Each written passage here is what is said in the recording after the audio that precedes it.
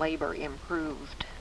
I think it's improved in many ways. The first place, one has to recognize that we have a full economy now, and we have almost full employment, and women always benefit when the economy is booming. Remember during the war, when jobs were scarce, women made great progress, and of course women make greater progress during times of full employment and when the economy is booming. But I think we're making progress in other ways too, because now we have on the books some laws that really protect women. We have the equal pay law, for example, that there shall be a rate for the job, and it is illegal for two people to perform the same job and there be one rate for a woman and another rate for a man. And so the principle of the rate for the job has been established in law. We still have some rather rough cases on what is the same and what is equal that have to be decided by the courts, but nevertheless there is a principle established. There also is a principle established that there shall be no discrimination against women in employment on federal contracts.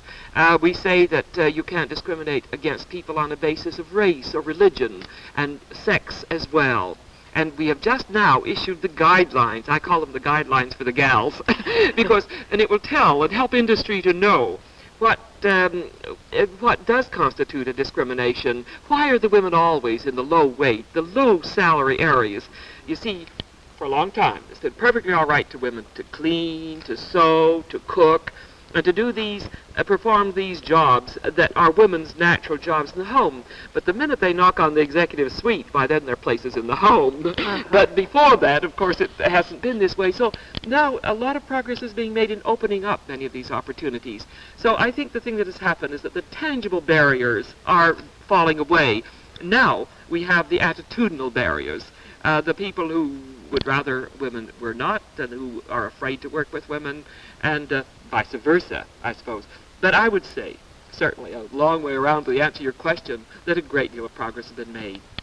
Do you think that women that do work in the home and also continue their job with a role as mother and homemaker have to be multifaceted? Well, I think they do, but this depends on the woman. You see, I think it's awful for us to put everyone into one category. Some of us can and some of us can't.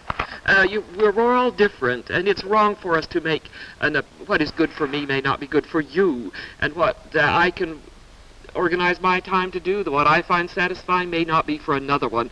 And I don't like us to put people and to say all women are this way or that way. But I do think to be able to manage a home and a job does require a good deal of work. But it depends again on your relationship to your husband.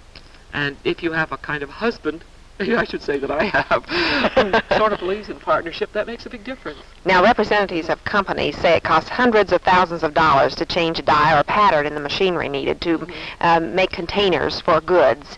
Do you really think that the American homemaker demands such fabulous containers? They certainly do not.